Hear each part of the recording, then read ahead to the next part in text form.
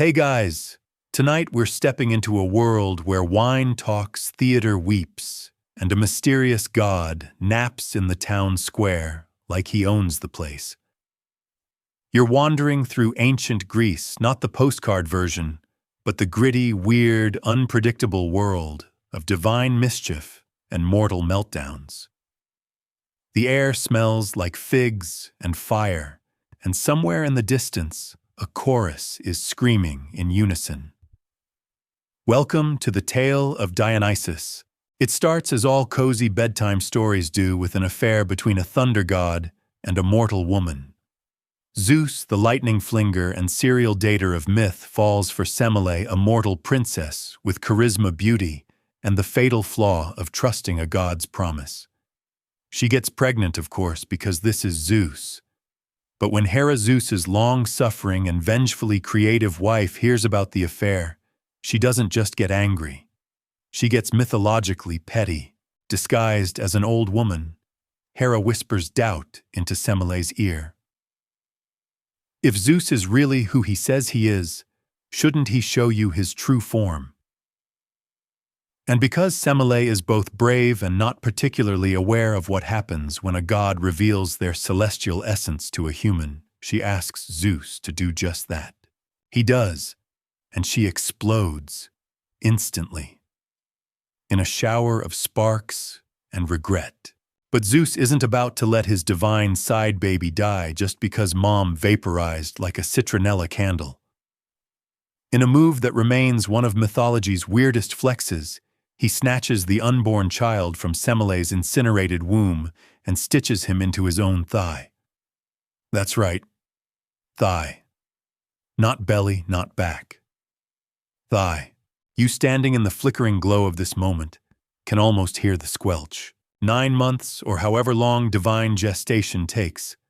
Later, Dionysus is born again. This time from Zeus's leg. If you're already whispering, you probably won't survive this. Congratulations. You're catching on fast. So before you get comfortable, take a moment to like the video and subscribe, but only if you genuinely enjoy what I do here. And if you're still awake, drop your location and the time down in the comments. It's always fun to see who's listening from where. Now dim the lights, maybe turn on a fan for that soft background hum. And let's ease into tonight's journey together. Zeus hands off his twice-born son to some nymphs for safekeeping, because obviously Hera is still breathing down his divine neck. One version says the baby's sent to a cave in Mount Nysa, a place so mysterious historians still argue whether it was a real mountain or just a poetic metaphor for somewhere super secret. There, Dionysus is raised by a merry band of nymphs and satyrs, half-goat, half-party animal types, who teach him to dance, sing, and drink in ways that would make a frat house blush. He grows up without much structure, surrounded by nature music and the kind of forest parenting that includes giving your toddler wine just to see what happens. But Dionysus isn't just a wild child. He's strange, otherworldly, with a magnetism even the gods find unnerving. And he doesn't quite fit. He looks different. He acts different. Sometimes he's soft-spoken and gentle. Other times he's terrifyingly manic. Fringe scholars say these mood swings might represent ancient understandings of altered states of consciousness. Euphoria, sorrow, ecstatic dance, all bound in one divine figure. One day, a band of pirates spots Dionysus wandering along the shore, looking like a wealthy, unattended youth. They snatch him up, planning to sell him off for ransom or slavery, because pirates are still pirates, even in myth. But no sooner do they set sail than weird things start happening on the boat. Ivy grows up the mast. Grapevines twist through the oars. A giant bear appears on deck and roars like it's seen your browser history. The pirates freak out and jump overboard, instantly transformed into dolphins. All except the captain, who had been kind and cautious and is now the proud owner of a haunted ship full of empty wineskins. This is the first time Dionysus reveals who he really is, not just a boy raised in the woods, but a full-on god. and it's the first time you glimpse his divine signature joy and terror, hilarity and punishment, all tangled together like a half-unraveled toga. A historical record from around 600 BCE mentions early cultic images of Dionysus' wine cup in one-hand vine wrapped around his head and that eerie half-smile that says, "I know something you don't." What makes it even creepier, these were often found in grave sites. So yes, your wine god also hangs out with the dead. Some archaeologists suggest this blend of festivity and funerary vibes points to something deeper, that Dionysus wasn't just the god of getting tipsy, but also of transformation, of dying to one identity and being reborn to another.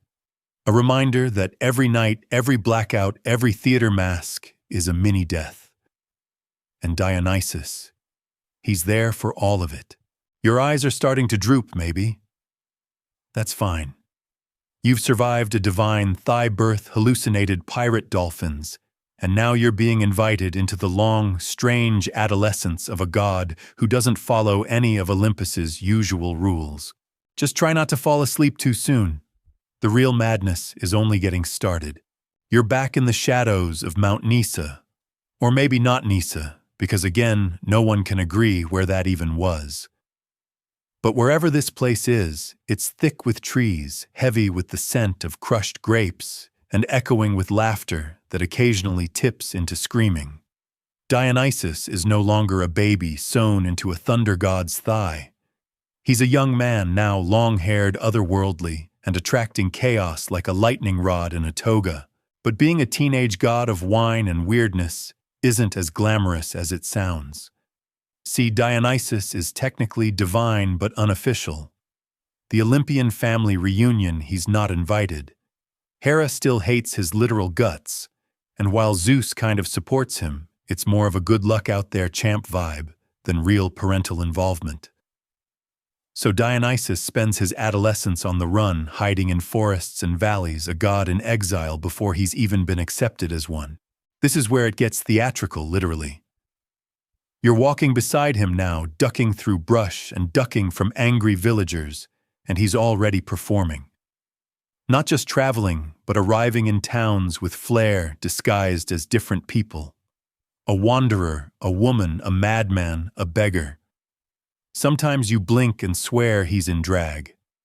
Other times he radiates kingly energy. It's not about lying, it's about transformation. And the first people to really get this, a crew of wild, shrieking women called the Maenads. Now, if you're picturing peaceful priestesses humming near fountains, hit pause. The Maenads, literally raving ones, are anything but chill.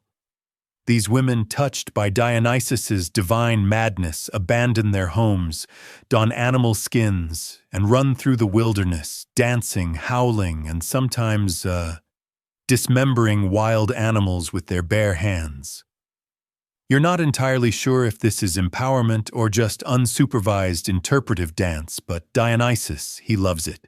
Historians still argue whether the Maenads were based on actual historical practices or were poetic exaggerations meant to reflect social anxieties about women breaking societal roles. Either way, you're watching one now, hair tangled with ivy eyes, wild with ecstasy, and something in her joy is terrifyingly beautiful. One time, Dionysus enters a small island village just trying to spread the good word of, fermented grapes and self-expression. The villagers panic. A few try to grab him. Bad move. Vines spring from the ground, covering their bodies in seconds, like Mother Nature herself, just rage quit the encounter. It keeps happening. Over and over, Dionysus rolls into a new town, performs miracles, and gets rejected by the locals. And every time the punishment is oddly botanical, ivy choking doorways, fountains spurting wine instead of water, animals suddenly speaking in iambic pentameter probably. It's like he's less of a god and more of a mobile surrealist performance piece. But not every reaction is fear. In the outer villages and poorer towns, Dionysus finds followers, people who are tired, overlooked, suffocating in rigid traditions. These people don't just drink the wine, they become the wine. They sing, they dance, they lose themselves. And that's kind of the point.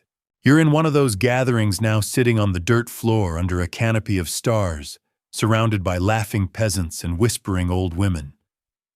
Dionysus is at the center, twirling like a leaf in a storm, and something in your chest loosens. This isn't just drunken fun, it's escape. It's transformation. It's the moment you stop being you and start being something freer, weirder, older than logic. A Bronze Age clay vessel nearby shows Dionysus with a childlike grin pouring wine into the mouth of a leopard. Fringe scholars have interpreted this as symbolic. Wine isn't just a drink. It's a bridge between civilization and wildness, language and scream, self and other. And Dionysus, he's the guy who built the bridge and then danced across it in a dress. Let's take a quick detour to the pirate incident again. Remember those sailors turned dolphins? That wasn't a one-time flex. Dionysus keeps doing that kind of thing, disguising himself, getting captured, and then unleashing divine madness in retaliation. One myth even has him showing up in a theater, sitting quietly in the back row as someone tries to play him in a performance. And when the actor gets it wrong, yep, vines. Screaming. Instant Maenad cosplay. Some scholars think these stories hint at early traveling cults, spreading the Dionysian rites from town to town through mystery plays and shock value rituals. Others think they're just metaphors for intoxication and the fear of losing control. Either way, the takeaway is clear: you can't fake Dionysus. You either get it, or you get vines in your mouth. Back in the forest, the nymphs and satyrs are holding a bonfire. Dionysus is teaching them a new dance, something wild and off-rhythm that somehow feels perfect. He's laughing, but his eyes flicker with something sad. Because here's the real twist: despite being the god of joy, Dionysus knows rejection better than most. He's divine, yes, but he's never quite at home. Not with the Olympians, not with the mortals. He slips between worlds like a dream just before waking. And that maybe is his real power. He doesn't belong. And he makes you feel okay not belonging too. You start to doze off next to the fire, the wine humming gently in your bloodstream. Somewhere deep in your brain, you know that this isn't just mythology. This is what theater will become. This dance, this transformation, this ritualized loss of self. Dionysus is planting seeds, and someday they'll grow into stages, scripts, and standing ovations. But for now, you're just swaying warm and a little sleepy in the woods with a god who teaches you how to unravel. You wake up with your cheek pressed against something soft and mossy. A satyr snores nearby, holding an empty wineskin like a teddy bear. Above you, Dionysus is already up, barefoot, unbothered, and humming to himself as he steps through the morning dew. Today's agenda: inventing wine. For real this time. You trail behind him as he crushes grapes underfoot, purple juice oozing between his toes. It's not the most hygienic beverage production method, but hey, it's ancient Greece. Sanitation hasn't been invented yet, and besides, divine feet probably sterilize things automatically. The juice collects in a hollowed-out log, and then we wait. Fermentation is a slow, almost magical process. Back then, no one really understood why it worked. Grapes turned into joy, and that was enough. Soon enough, the brew bubbles to life. Dionysus dips a finger in and tastes it, eyes fluttering closed. Then he laughs sharp and sudden like thunder in a marble temple and hands it to you. The first sip is a revelation. Sweet, earthy, a little wild. It tastes like freedom and danger and bedtime stories you're too old for. Dionysus doesn't hoard this discovery. He shares it everywhere he goes. And that's where the problems start. Imagine you're the mayor of a small, tight-laced village. One day, this beautiful, glittering stranger arrives with a cart full of jugs, a crown of ivy, and zero boundaries. He gets your townspeople drunk, encourages them to dance in the fields, and tells them the gods want them to howl at the moon. You'd probably call security, or at least your angriest uncle. And that's what happened. Over and over again. In city after city, Dionysus is met with suspicion. His wine is too strong. His followers are too weird. His vibe is unsettling. You don't just get a hangover, you get revelations. And no one in power likes people thinking too freely. In one famous story, Dionysus tries to introduce wine to a king who scoffs at the idea. The king declares, "We already have beer," and has Dionysus's barrels smashed. That night, vines grow through the palace floorboards and squeeze the king's bedposts until they splinter. Dionysus doesn't need armies, just patience, and the knowledge that even stone buildings can't stop roots. Historians still argue whether these stories reflect actual resistance to wine culture in the ancient world, or if they're cautionary tales about rejecting new gods. One fringe theory claims Dionysus represents a suppressed older deity brought in from Asia or Thrace, and the rejection myths are coded stories about cultural takeover. Either way, Dionysus learns early on that sharing his gifts isn't always met with gratitude. But that doesn't stop him. Eventually, he starts gathering his own kind of army, not with swords, but with flutes, drums, and fermented conviction. His followers include the usual suspects, satyrs, maenads, woodland nymphs, but also outcasts, foreigners, the poor, and the broken. People society forgot or pushed away. With Dionysus, they find something better than acceptance. They find transformation. And in this crowd, the rules dissolve.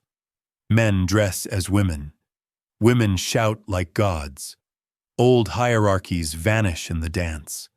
The festival becomes a world where everyone forgets themselves long enough to touch something bigger. You're not just watching anymore. You're participating. Someone hands you a tambourine. Someone else drapes a leopard pelt over your shoulders. A woman with wild eyes says you look just like your spirit animal, which you suspect is a sleepy armadillo, but it still feels nice. Dionysus stands at the center, his head tilted back, letting the chaos swirl around him. This isn't madness, you realize. It's release. A sacred kind of unraveling.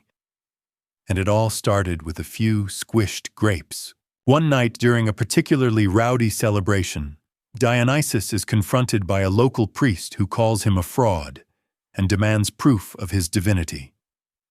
Dionysus says nothing, just smiles and opens his palm. Wine pours from his hand like a faucet pooling at the priest's feet, staining his sandals. The man runs away, screaming. The next morning, the town kicks Dionysus out. Again. You walk beside him as he leaves a little hungover, slightly confused, but filled with an odd sense of loyalty. Because you've tasted what he offers, and it's not just alcohol. It's transformation. Catharsis. Permission to feel deeply even if it's messy. A papyrus fragment from an early Dionysian hymn describes him as the loosener of limbs, the tender breaker, the joy and terror in one breath. That's your guy. Equal parts lullaby and earthquake. As you wander with him, you start to notice something else. People don't just forget themselves at his parties. They become someone else. The shy speak boldly. The sad start laughing. The angry cry. It's not theater yet, but it's close. Every gathering feels like a rehearsal for something bigger, something still forming in the collective subconscious of humanity. You sense it too, that this isn't just celebration. It's the seed of storytelling, of performance, of becoming more than you are. Dionysus hands you another cup of wine and says nothing. He doesn't need to. You're starting to understand. Wine isn't just a drink. It's a metaphor. For sleep, for madness, for performance, for surrender, and for falling down in public with absolutely no shame. You're somewhere in the mountains now, maybe Thrace, maybe Phrygia, or maybe it's just another mystical nowhere place the myths conveniently never map. Wherever it is, there's music. Not just flutes and drums, but something deeper, a rhythm that tugs at your bones and makes your heartbeat keep time. Dionysus walks ahead of you barefoot, as always, hair wild and eyes half-lidded like he's permanently mid-dream. And tonight, he's not performing. He's preparing, because tonight, you're about to meet the first real blueprint for a theater, the Dionysian procession. You arrive at a clearing packed with revelers. Torches light up the dusk like 1,000 fireflies.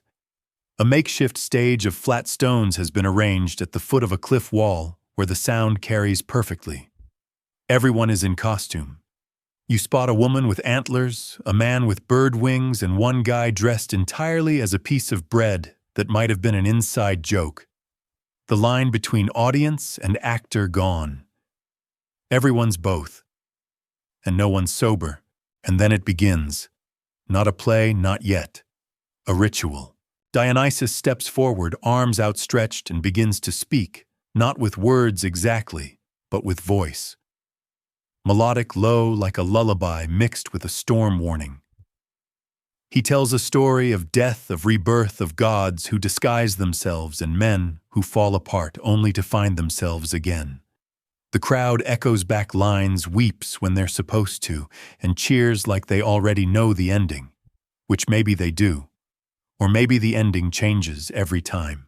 Historians still argue whether these early rituals were truly theatrical performances or something closer to religious possession. But the effect is clear. You're watching an early form of theater bloom right before your eyes. No scripts, no curtains. Just raw emotion turned sacred. This is the origin of tragedy. No, really, tragoidia. The Greek word literally means goat song. Why goat? One theory says a goat was the prize for the best chorus. Another says performers wore goat skins. Fringe thinkers claim it's because Dionysus once turned a really loud goat into a constellation to get some peace and quiet. Nobody agrees. But you don't care. You're watching the prototype of every drama that will ever exist, and it doesn't stop there. Every few hours, someone new takes the stage. A satyr tells a tale of unrequited love. A maenad screams an ancient lament.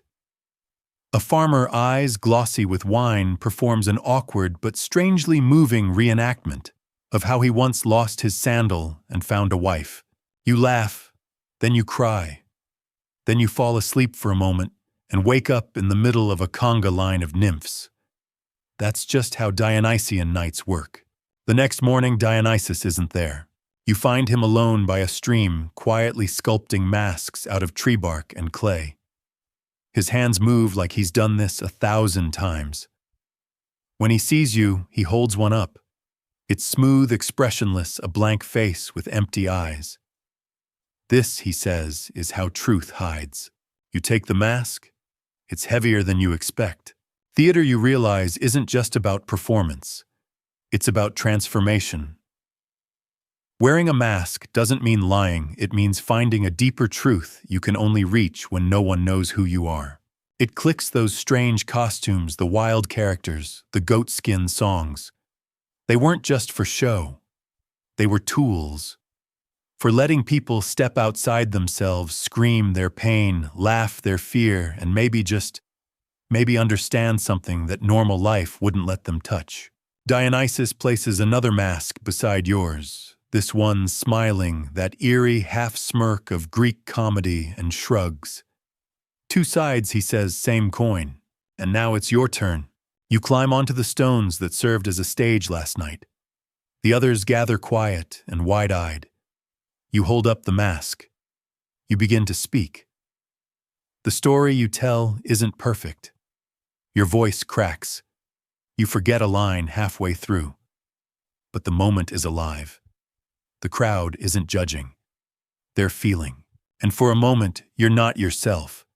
You're a king, a fool, a god, a shadow, a dream. And when it ends, the applause isn't loud. Just soft foot stomps a few tears, and someone passing you a cup of wine like a trophy. Dionysus raises his cup from the edge of the circle and winks. Told you, he says. You had it in you. Historians still wonder whether Dionysus really invented theater, or whether the whole concept evolved naturally from collective ritual.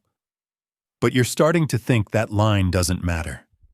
The moment something makes you feel more than you can explain, that's theater. And Dionysus has been pulling those strings from the beginning. You help pack up the torches. The masks go into a wooden crate. The stage is just stones again. But something lingers. A hush in the leaves. A taste in the air. You won't look at stories the same way again. And as the procession moves on, more songs, more wine, more laughter, you catch a glimpse of the next town's skyline rising over the hills. They don't know it yet, but Dionysus is coming, and their little world is about to get theatrical. By now you've figured out that traveling with Dionysus is not a straight-line sort of experience. He doesn't follow roads, he follows moods. And tonight his mood is naval adventure, which is how you end up on a creaky wooden boat in the middle of the Aegean bobbing like a cork, while Dionysus reclines under a canopy of woven leaves sipping wine and humming sea shanties that haven't been invented yet. You ask where you're headed. He just grins, which is never a good sign. The sea is calm for exactly 15 minutes. Then trouble. A gang of pirates spots your vessel and decides to rob you. Classic mistake. They board with confident swords drawn and sandals flapping. They tie up Dionysus, laugh at his robes, and declare they're going to sell him as a slave. You, hiding under a barrel, immediately begin composing your tragic eulogy. Something tasteful. Maybe rhymed. But Dionysus doesn't even blink. Instead, vines sprout from the mast. Ivy coils around the sails. Wine gushes from the deck like it's happy hour at Poseidon's tiki lounge. Then lions. Real ones. Where did they come from? No idea. One moment pirates, next moment pirate-flavored lion chow. The surviving crew dives overboard in panic. As they hit the water, Dionysus casually waves a hand, and they transform into dolphins. Sleek, confused dolphins who will now spend eternity squeaking tales of the wine god they tried to kidnap. Historians still argue whether this tale is metaphor, moral fable, or straight-up Dionysian PR. A few fringe scholars suggest the story reflects Dionysus's connection to older sea deities, blending wine and water in a mythic cocktail. Either way, the lesson is clear: don't mess with the god of revelry. He doesn't get mad, he gets mythic. And that boat, yeah, it keeps sailing. With no crew. Just you, Dionysus, and a lion who seems entirely too relaxed. The night air turns cool, the stars bright enough to read by. Dionysus leans back, smiling into the wind. That, he says, is what happens when you underestimate a sleeping god. Because here's the thing, Dionysus is often underestimated. Unlike thunder-hurling Zeus or war-hungry Ares, Dionysus arrives soft, dreamy, with perfume instead of armor. But he has something they don't: patience. He waits and waits until everyone is too drunk or too asleep to notice he's already changed the world. You dock at an island by dawn. The sun is golden and heavy, the kind of light that makes everything feel like a postcard. Locals come to greet you, wary at first, then enchanted. They offer olives, honey, and songs. Dionysus offers wine. Everyone ends up dancing barefoot in the dust, kicking up sunbeams and laughter. And when night falls again, the masks come out. Tonight's performance is different, more structured. A raised wooden platform has been set up, and the crowd gathers in rows. A man steps forward with a mask of tragedy and begins to speak in verse. His voice rises and falls like waves, controlled, practiced, artful. This is no longer just ritual. It's theater. And you get it now. Dionysus didn't invent plays like a chef invents a new soup. He grew them, slowly, from drunken song to ecstatic lament to structured performance. What started as spontaneous outbursts now has form rhythm story. And that story almost always about change, loss, madness, transformation. One of tonight's scenes depicts a man cursed by the gods who in a fit of rage kills his own son. The actor drops to his knees, mask trembling in the firelight. You feel the audience shift something collective, like all your stomachs sinking at once. And then, silence. The kind of silence that makes you forget your own breath. That's catharsis, and Dionysus knows it well. Later, as the crowd disperses and the wine flows again, you find Dionysus seated under a fig tree alone, humming the actor's lines back to himself like a lullaby. "You like the show, you ask?" He nods slowly. "Tragedy," he says, "is how mortals make peace with chaos." You're not sure what that means yet, but you feel it. Historians still argue whether Greek tragedy was more religious or political in nature. Was it about honoring the gods or airing social grievances through metaphor? Some fringe theories even suggest these plays were a kind of ancient group therapy, ritualized grief, socially sanctioned sadness. And all of it under Dionysus's name. The god of theater doesn't sit in the front row. He is the row, the script, the gasp in the third act. He's the moment you forget you're watching actors at all. As you lie back on the grass, lulled by soft applause and soft wine, Dionysus smiles at you, eyes glowing just a little too bright, and whispers, "Tomorrow we start comedy," and you groan. Because if tragedy made you cry, you're genuinely afraid of what his idea of funny might be. But that's for another night. Morning comes with a hangover and a goat trying to eat your blanket.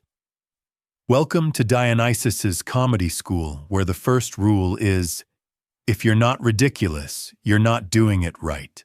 The god himself is in full prankster mode today. He's wearing a tunic made entirely of grape leaves and narrating his own footsteps in song.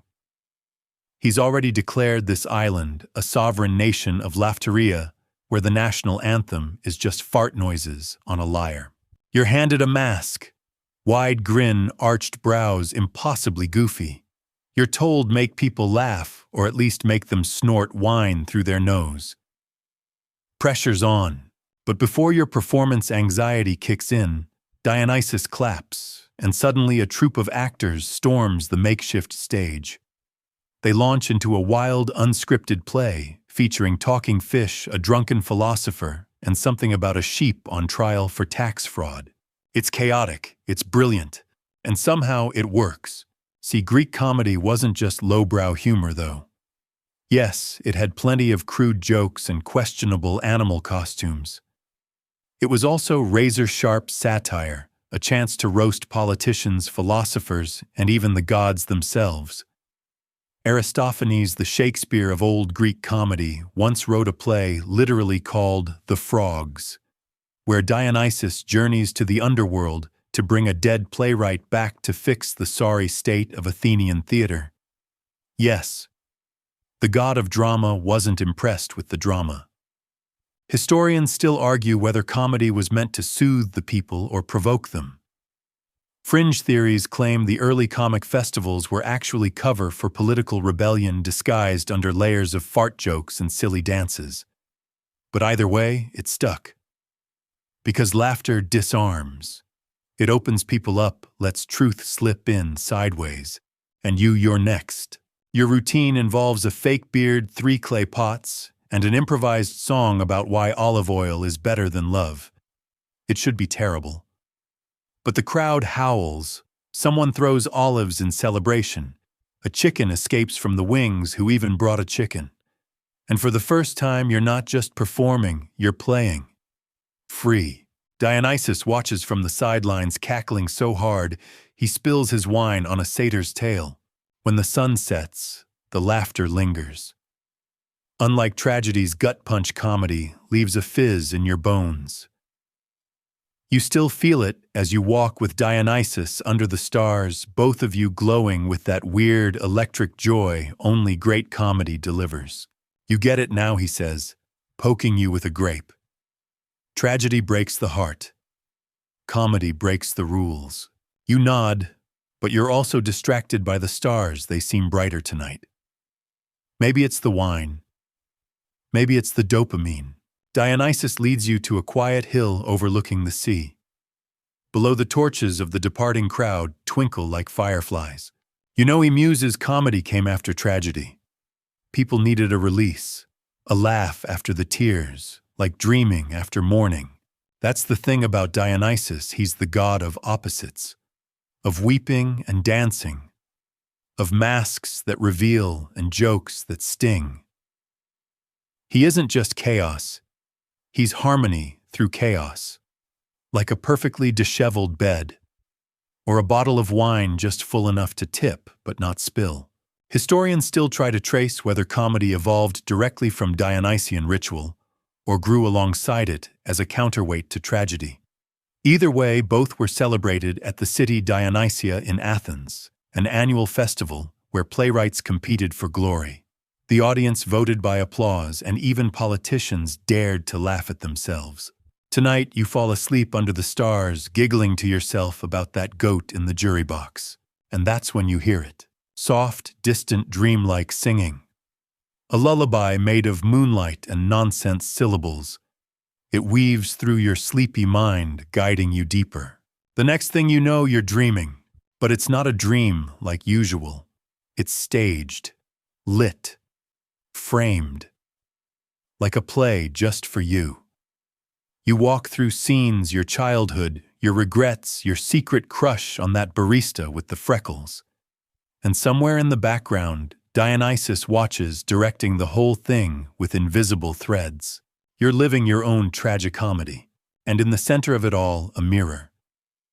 You approach it. Your reflection wears the same goofy mask from earlier, but it weeps. One eye laughs. The other mourns. You wake up just before dawn, the image lingering. Dionysus sits beside you, silent for once. Comedy, he says softly, is just tragedy that grew tired of crying. Then he hands you a fresh cup of wine and points toward the harbor. Time to board again. The next town awaits. And this time you're bringing the whole emotional spectrum with you. The harbor town ahead isn't like the others. Its older stone walls, streaked with time statues, missing noses, streets paved in uneven mosaics that trip your sandals every fifth step. And yet it hums. A slow, sacred rhythm. You feel it in your bones before you even see the people gathering. Tonight's festival is quiet, almost reverent. Not the raucous revelry you've come to expect, but something heavier, dreamier. A different flavor of Dionysian devotion. Because this one's about sleep. You wouldn't expect it from the god of drunken parties and impromptu goat choirs, but Dionysus has a sleepy side. A deep one.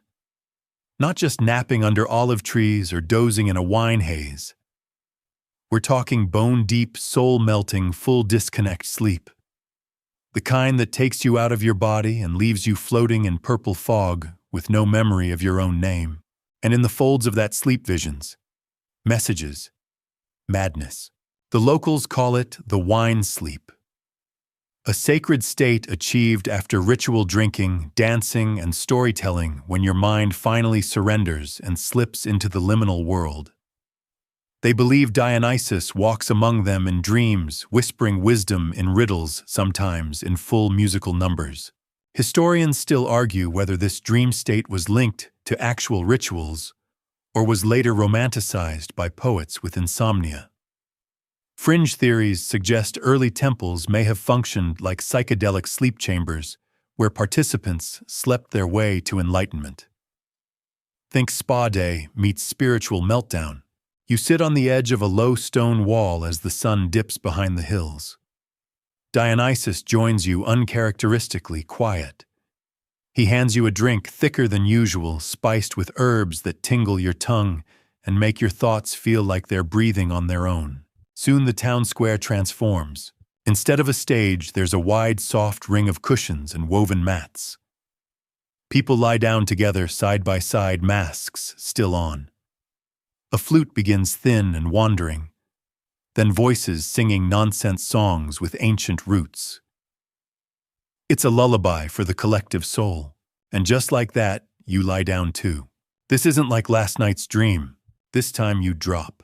Your body disappears into the cushions. Your mind slides sideways, slipping through gaps in reality you didn't know existed. One moment, you're in a forest made of feathers.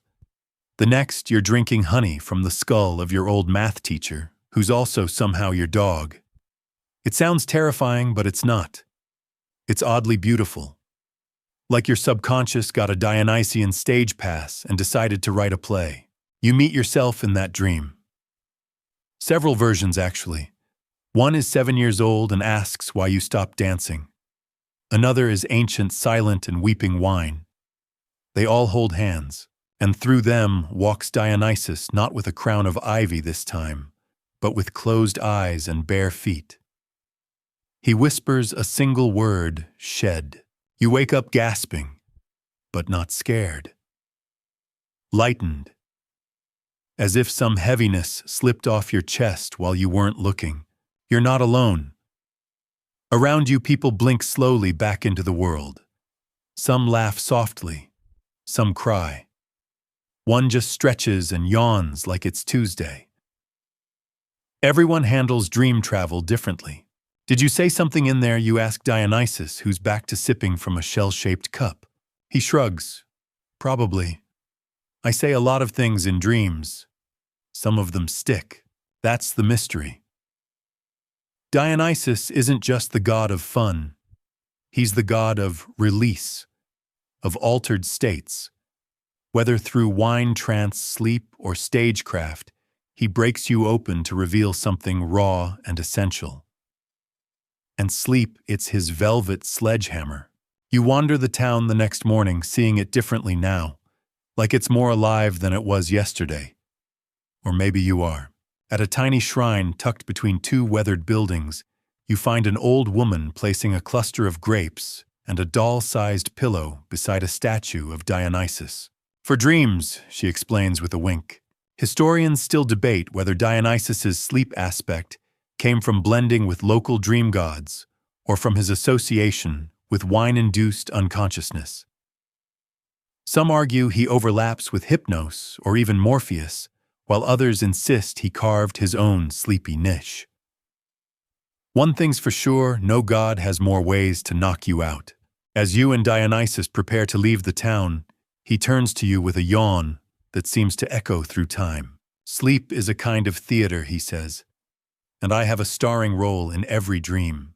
You look back at the people behind you, still drowsy, still glowing with something you can't quite name. And you think, maybe we dream to remember who we are. Or maybe we dream because Dionysus wants front-row seats to the weirdest show in town, your subconscious. The boat rocks gently as you drift across the Aegean again, but something has changed in you. Sleep still tugs at your limbs, soft and persistent, but your thoughts are sharp, electric, like someone rewired your soul while you were napping. Dionysus lounges near the stern feet in the water, humming a tune that sounds suspiciously like a jazz remix of ancient flute music. He's flipping grapes into his mouth without looking and catching each one somehow. Show off. You watch the coastline approaching rocky wild marked with vines so thick they seem to grow from the stones themselves. The port is barely a port, just a few stones and a post with a goat tied to it. This isn't a city, it's a fringe. You ready for the weird stuff? Dionysus asks without turning. Because this next place, this is where I get spooky. Oh, good. Because wine sleep and comedic sheep trials weren't already weird enough. This island no one agrees on its real name holds the edge of Dionysian myth. It's where the stories get tangled in mystery. Here the god isn't just a reveler or a dramatist. He's ecstatic, possessed, dangerous, divine. You step off the boat and immediately feel it, the ground pulses. Not literally, but your feet say otherwise. The wind hums. The vines hiss. Even the goats look possessed with their two wide eyes and hooves that tap strange rhythms on the rock. Locals greet you with the kind of smile that says, "You're going to hallucinate, and we're okay with that." They wear ivy crowns, loose robes. Some are barefoot, some half-naked, some painted with symbols you can't decipher. All are gathered for tonight's ritual, the ecstasis. Historians still argue what this word really meant. Was it a trance? A breakdown? A holy seizure? Fringe accounts describe dancers who spun so violently they levitated, or people who laughed until they wept blood. Even modern scholars get uneasy trying to pin it down. Because ecstasis isn't a thing you define. It's a thing you survive. You and Dionysus ascend a hill together. He's serious now, his eyes wide, golden, swirling like candle flames. This, he says, is where people meet themselves sideways. At the hilltop, there's no altar, no formal temple, just a circle of stones and a fire already licking the dusk. Everyone begins to chant slowly. The beat starts with hands soft at first, then harder. Faster, feet stamp, hair whips. The fire cracks louder than it should, and you feel it creeping into your spine. Ecstasy. Not joy, this is not mere happiness. This is displacement. You start to lose the edges of yourself. Your name slides off your tongue and drips into the soil. Your body moves without permission. You dance even though you've never danced like this. Not coordinated, not pretty, just free. And everyone around you is the same. A river of flesh and cloth and heat and breath undulating like a single beast made of music. You spot Dionysus at the center now, wearing no crown, only a wild grin and painted eyes. He spins and shouts words that don't translate, but you understand them anyway. He is priest and god and actor and prophet all in one, and you suddenly realize, this is not a performance. This is a possession. Fringe theories whisper that early Dionysian rites weren't metaphorical at all. That people did become the god, even if only briefly. That identity melted under wine and rhythm and was replaced by something divine. Some scholars scoff, others flinch. But here in this moment, it feels truer than anything. And you become someone else. No, you become more you than ever. Your doubts fall off like old snakeskin. Your fears dissolve into the smoke. And you understand why Dionysus is the god of theater, not because he fakes, but because he reveals. Behind every mask is the raw, trembling face of truth. When you finally collapse to the ground, you don't even remember how long it's been. Could be hours. Could be days. Your heart thunders like it's trying to break out of your chest and start its own religion. You lie there in the grass, staring up at stars that pulse to the same rhythm you danced. Dionysus sits beside you, skin glistening, eyes calmer now. He offers you a fig, and you accept it like Holy Communion. You died a little, he says. Congrats. You laugh because what else can you do? You know why people fear me, he asks, not looking at you. Not because I'm wild. Not because I'm drunk. Because I change them. I touch their soul without asking, and suddenly their neat little lives don't fit anymore. He leans back on his elbows. Tragedy tells you life is pain. Comedy says pain is absurd. But ecstasis, it says forget all that. Become the storm. Historians still search for written accounts of these rites. Most come up empty. But maybe that's the point. Dionysus doesn't live in texts. He lives in the gaps between understanding, in the fire, in the dance, in the part of your brain that lights up during a panic attack and a rave. That night, as sleep curls around your body like a cat, you feel undone, but not broken, unspooled, stripped, ready. Because now you know what the ancient initiates knew. To follow Dionysus isn't to obey, it's to surrender. Your eyes open to sunlight and sore knees. Birds chirp in an annoyingly cheerful key. Somewhere nearby, someone is playing a reed pipe badly. Dionysus is already up, of course, feeding olives to a donkey and giggling like it's the funniest thing he's done in centuries. "You good?" he asks. You groan in reply. He nods. Perfect. You're ready for Athens. Ah, Athens. The big stage. The intellectual center of the ancient world. Where democracy was born, where philosophers squabbled over shadows and souls, and where Dionysus, believe it or not, was finally given his most respectable title, patron of theater. The journey there is uneventful unless you count the crab who stowed away in your sandal. You will never look at sandals the same way again. But as you crest the hill and see the Acropolis gleaming like a sunbeam turned solid, you feel it. That buzz. That electricity in the air that says this is a city addicted to drama. Why here, you ask Dionysus as you descend into the city? Why not somewhere wilder? He shrugs. Even nerds need catharsis. And Athens needed a lot of it. War-plagued political chaos, it was basically a Netflix docu-series waiting to happen. And through all that mess, the Athenians turned to Dionysus every spring during the city Dionysia for the emotional equivalent of a full-system reboot. The city Dionysia wasn't just a festival, it was the festival. Imagine the Oscars, Coachella, a sacred pilgrimage, and a week-long therapy session all rolled into one, only with more goat choruses and fewer hashtags. One mainstream fact: every year, playwrights competed to write and stage trilogies of tragedies and one comedy. These plays weren't sideshows, they were civic duties. Funded by wealthy citizens as a mark of honor. Attended by everyone from commoners to officials. If you were a citizen, you showed up. You cried. You clapped. You got wrecked, emotionally speaking. You stroll through the theater of Dionysus at the foot of the Acropolis. It's quieter now, just stone rows and dust, but your imagination fills in the gaps. The smell of sweat and incense. The roar of a crowd. The eerie silence as an actor steps forward in a giant mask and utters the first line of a tragedy that will leave thousands in stunned silence. This wasn't just entertainment. This was ritual.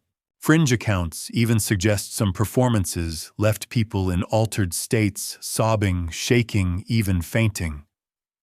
And not because the play was bad, because it tapped something deep, something Dionysian. You sit in the ancient stone seats, still warm from the sun. Dionysus sits beside you and says, "Comedy and tragedy, they're not opposites. They're twins." And it makes sense suddenly. The god who dances through madness, who laughs in funerals and weeps during parties, he's not confused. He just sees both sides. Remember how masks were central to Dionysian rites? Well, in Athenian theater, masks weren't optional. Each actor wore them to play multiple roles. It's not just practical, it's symbolic. Because in every tragedy, someone wears a mask they can't take off. In every comedy, someone wears a mask that slips off at the worst moment. Historians still debate whether the earliest Greek actors were originally priests, or if the performances grew out of spontaneous, drunken recitations at rural festivals. But the connection is undeniable: theater evolved from worship. And Dionysus, he's center stage always.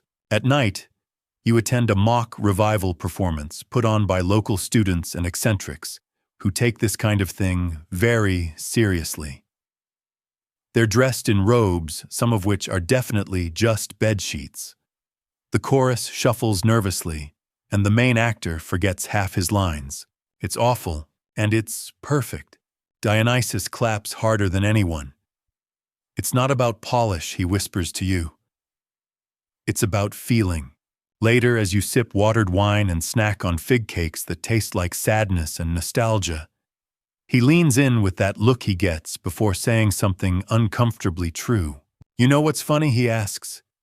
Every time someone tells the truth on stage, it costs them something. You nod. You've seen it now, the way theater gives people permission to break down, laugh, mourn, confess. It's an ancient therapy disguised in poetry and goat masks. Dionysus doesn't heal you with logic. He heals you by shoving you off an emotional cliff and catching you just before impact.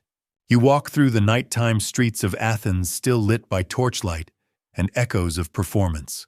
Statues of Dionysus dot corners and courtyards, half smiling as if in on some eternal punchline.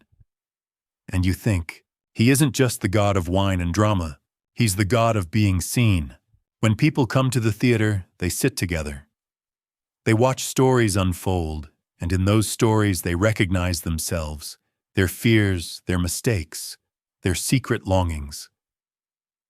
And for a moment, they are not alone, and in that moment, Dionysus is there, masked, laughing, crying, clapping with wine-stained hands.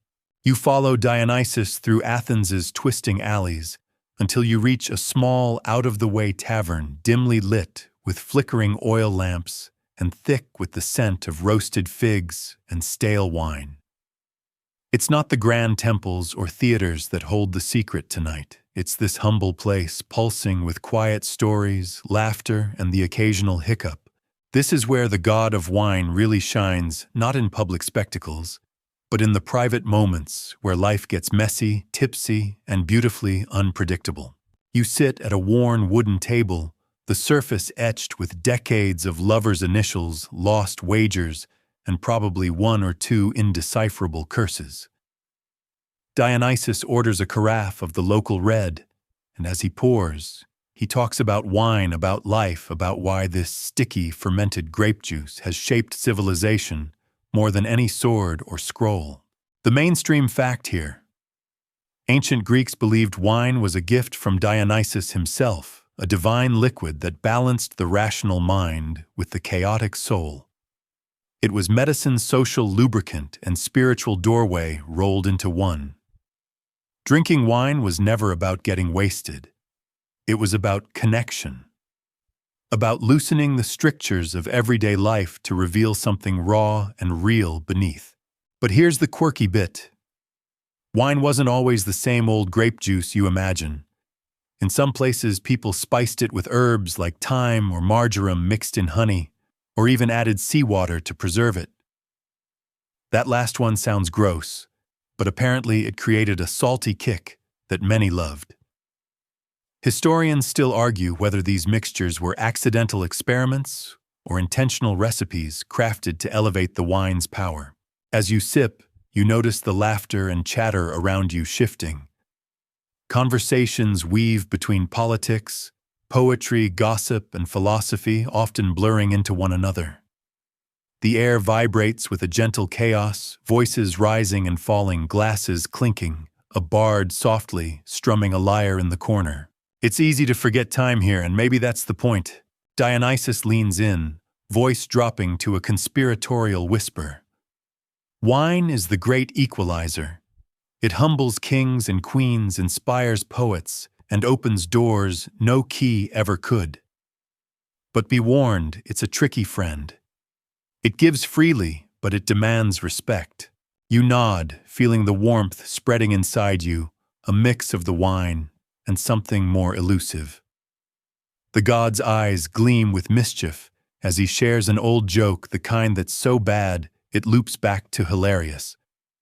You laugh a little too loudly, earning a few amused glances from the other patrons. Then suddenly, a hush falls.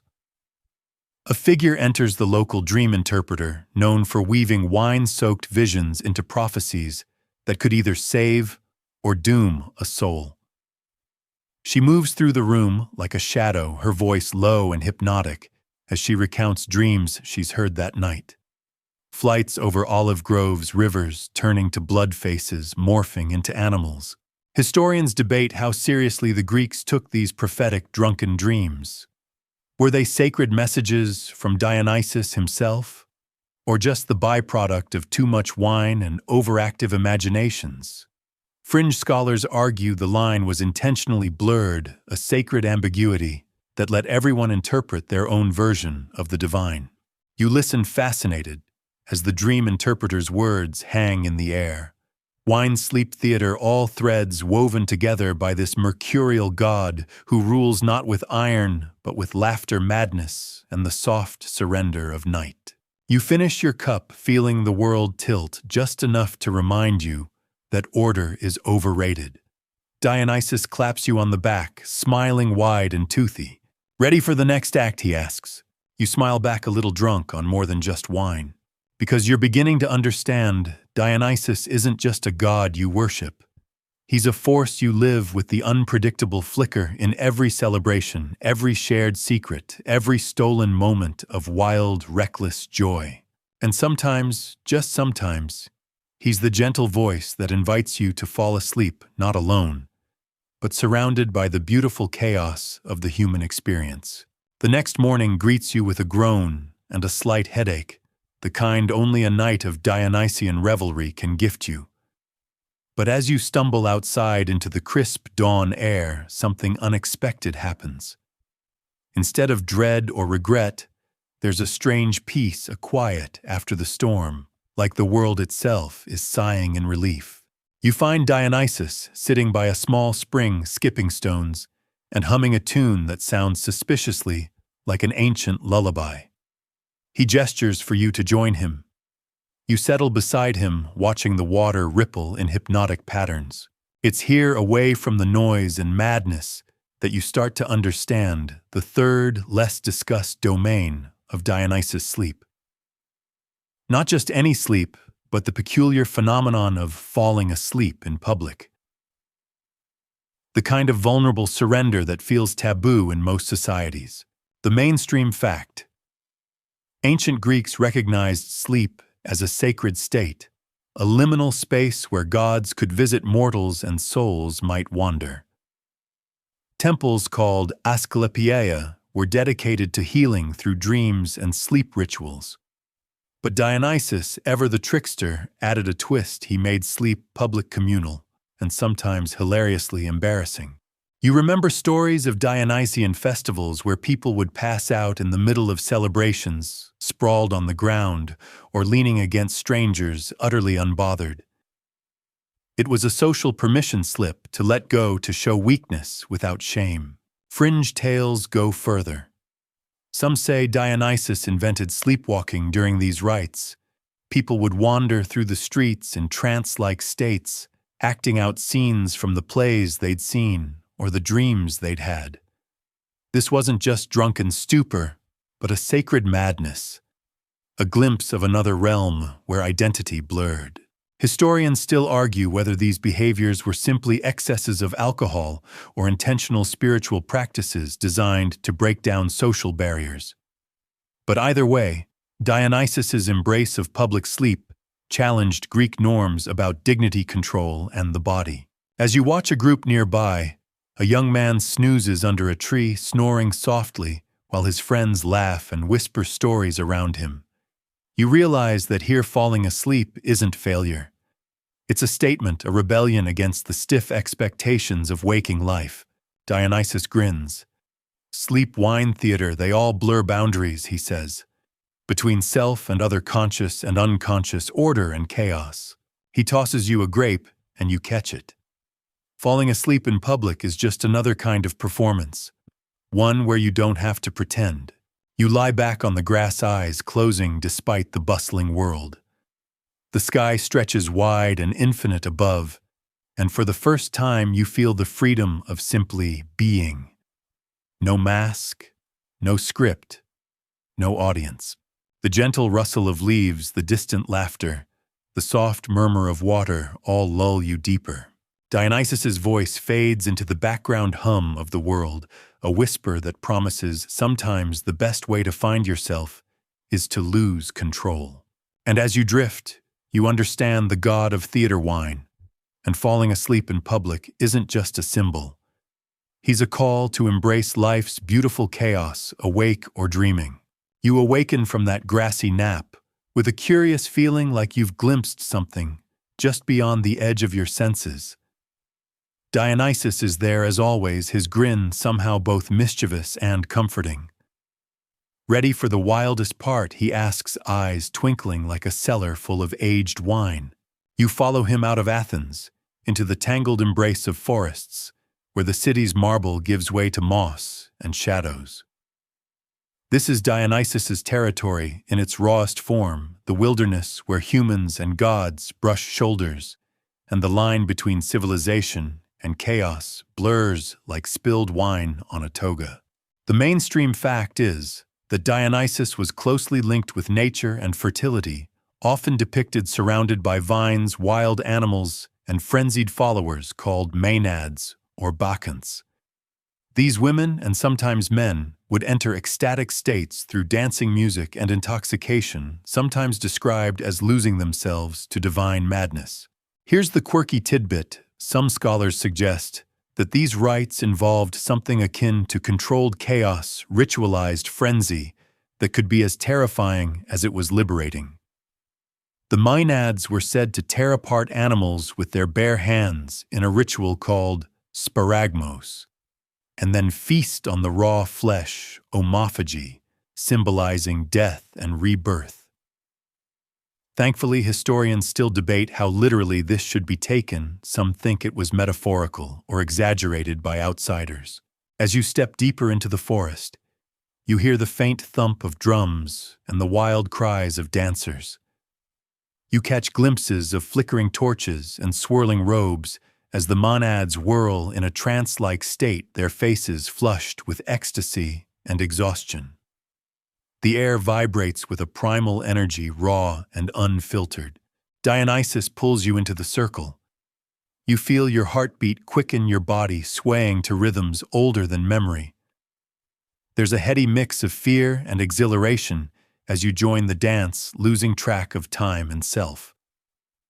You realize that Dionysus isn't just the god of wine and theater, he's the god of letting go. This wilderness ritual is a kind of rebirth, a chance to shed your carefully crafted masks and roles. You feel yourself dissolving into the crowd, into the music, into something vast and timeless. Historians still argue whether these ecstatic rites were common or limited to small cults, whether they were purely religious or served social functions like stress relief or community bonding. But one thing is clear, Dionysus's wild followers challenged the neat order of Greek society by embracing chaos as a path to truth. After the dance ends, sweat-drenched and breathless, you lie back on the forest floor. The stars above seem brighter here, as if they're celebrating your moment of surrender. Dionysus whispers, sometimes the only way to find yourself is to lose yourself completely. You close your eyes, feeling the ancient pulse of the earth beneath you, the wild god's laughter echoing softly in your ears. You wake with the taste of earth and sweat still clinging to your skin, the wild rhythms of last night's dance echoing faintly in your bones. Dionysus is nowhere in sight, but the forest feels alive as if it's still breathing with the breath of the frenzy. You dust yourself off and begin walking, curious where this path will lead. The landscape gradually shifts, the dense forest opening into rolling vineyards, heavy with ripe grapes, hanging like little suns ready to burst. The air here is thick with the scent of fermenting fruit, warm soil, and something ancient, something primal. Dionysus's presence returns as you step between the vines, his voice a low murmur blending with the rustle of leaves. Wine isn't just a drink, he says. It's the story of transformation. From bitter grapes to intoxicating nectar, it's nature's own magic trick. You watch as he picks a bunch of grapes and crushes them beneath his foot juice, staining his sandal. This simple act feels sacred, almost like a ritual. Wine, you realize, is a metaphor for change, sometimes messy, often unpredictable, but always powerful. The mainstream fact here: ancient Greeks developed the art of winemaking not just as a culinary practice, but as a deeply spiritual one. They believed that the process mirrored human life growth, decay, death, and rebirth, all wrapped up in each glass. Now, for a quirky twist in some ancient texts, there are recipes for wine mixed with herbs like wormwood, or even hallucinogens used to induce altered states for religious ceremonies. Historians still debate how widespread or dangerous these mixtures were, but they suggest that Dionysian wine wasn't always just about getting tipsy. It was about unlocking otherworldly experiences. As you wander through the vineyard, you find yourself surrounded by clusters of revelers, some sipping quietly, others engaged in boisterous song and laughter. It's a scene that could be from any celebration, any age. The joy of wine transcends time, connecting strangers and friends alike. Dionysus tells you about the tradition of symposia, gatherings, where wine flowed freely, conversations sparkled, and social roles were momentarily suspended. These gatherings were about more than drinking. They were about being together, exploring ideas, teasing out truths beneath layers of humor and intoxication. You sit with a group of philosophers, poets, and ordinary folks. The conversation sways from the nature of the soul to the best way to avoid a hangover. Someone makes a joke about how Dionysus must be the original party planner, and the table erupts in laughter. In that moment, you feel the full circle of Dionysus's domains, the theater of life, the intoxication of wine, and the vulnerability of surrender. Historians still debate whether the symposia were more democratic or exclusive, but their cultural impact is undeniable. They shaped Greek society's very fabric, blending art, politics, and pleasure. As twilight falls, you raise your cup with Dionysus, feeling the warmth of the wine and the god's sly smile. To transformation, he says, and to the beautiful chaos that makes life worth living. You sip, letting the wine's magic flow through you, a reminder that change is not just inevitable, it's divine. The wine's warmth still hums gently through your veins as the scene around you shifts, morphing seamlessly from the vineyard back into the bright, bustling streets of Athens. You find yourself at the edge of the grand theater, where a crowd is gathering to witness a play dedicated to Dionysus himself. The air buzzes with anticipation, the chatter blending with the distant clinking of cups and soft melodies played by a lone aulos player.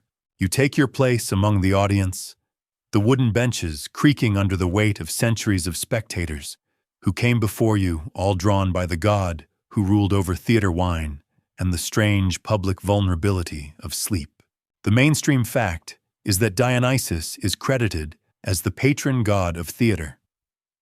The dramatic festivals held in his honor, especially the city Dionysia in Athens, were central to Greek cultural life. These festivals showcased tragedies and comedies that explored the human condition with raw emotion and biting satire, turning the stage into a sacred space where gods and mortals met. Now, for a quirky detail, some ancient performances included actors wearing grotesque masks that exaggerated expressions to the point of absurdity. These masks didn't just amplify emotions, they also allowed the wearer to fall asleep into a new identity, blending performance and vulnerability. Historians still debate whether this use of masks was more for practical reasons like acoustics and visibility, or for deeper psychological transformation. As the play begins, you watch the actors embody gods, heroes, and fools, their voices weaving stories of love, betrayal, madness, and redemption. The crowd laughs, gasps, and sometimes falls silent, caught in the spell of this divine drama. You notice how the theater creates a communal experience, binding strangers through shared emotion and storytelling. It's a place where societal norms can be challenged and where chaos is momentarily tamed through art. Dionysus leans toward you, his tone soft but charged with meaning. Theater is the ultimate act of surrender. You give yourself over to the story, the mask, the madness, and in doing so you glimpse the divine. You think back to the wine, the wild dances, and the public naps, all different ways the god invites mortals to loosen their grip on control and embrace the unpredictable. As the final act closes, the audience rises in applause, the echoes of the story lingering in the cool night air. You feel connected to the actors, the crowd, the god who watches over it all. Historians still argue about the exact origins of Greek theater and how Dionysian it truly was, but there's no denying the power it holds to this day, a testament to the god's enduring influence. You leave the theater with a newfound appreciation for the strange, beautiful chaos that Dionysus embodies, a god who invites you to live fully, laugh loudly, and sometimes, just sometimes, fall asleep in public without a care. You wander away from the theater, the night wrapping you in a velvety quiet, broken only by distant footsteps and the occasional rustle of leaves. The city seems softer now, touched by the lingering magic of Dionysus, the god who lives between worlds, between order and chaos, wakefulness and sleep. As you stroll, you reflect on the strange journey you've shared with him. From wild forests to crowded taverns, from sacred wine rituals to public naps, you've walked the thin line Dionysus treads every day. The mainstream fact is that Dionysus's worship was among the most widespread in ancient Greece, blending the divine with the everyday. His festivals brought people together, not just to honor a god, but to celebrate life's messiness, the triumphs, the failures, the madness, and the joy. The quirky side. Some ancient followers took their devotion so seriously that they would imitate the god's unpredictability in everyday life, sometimes causing chaos just to break the monotony of society. Historians still argue whether this behavior was a form of religious expression or social rebellion, but either way, it shows Dionysus's power to disrupt. You pause near a quiet fountain, its gentle trickle soothing the night air. Dionysus joins you, his smile soft but knowing. Remember, he says life isn't about control or perfection. It's about the dance, the laughter, the tears, the unexpected naps on park benches. You nod, feeling a calm settle in your chest, like a warm afterglow. The city's lights twinkle like stars brought to earth, and you realize that Dionysus's gift is this: the permission to be human, fully and without apology. As you make your way home, you hear the faint echo of laughter, the clink of cups, the distant song of a lyre, reminders that the god's presence lingers, inviting you to embrace the beautiful chaos. Now dim the lights, maybe turn on a fan for that soft background hum, and let's ease into tonight's journey together. Because in the end, the god of theater wine and falling asleep in public isn't just a figure of myth. He's a whisper in every shared smile, every wild dance, and every peaceful nap that reminds you to live boldly and rest well. Now slowing down, you let your breath lengthen and your thoughts soften. The stories settle around you like a warm blanket, and the world outside fades gently to a hush. You are safe here, cradled in the quiet magic of the night.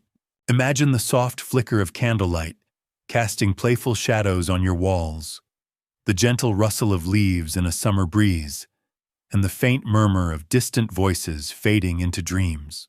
You've traveled far with Dionysus tonight, through laughter, chaos, and the tender vulnerability of sleep. Now it's time to rest, to let your mind drift free, untethered from worries and noise. Sleep will come softly like a whispered secret, wrapping you in calm and restoration. Thank you for sharing this journey. Sweet dreams. End of script. Sweet dreams.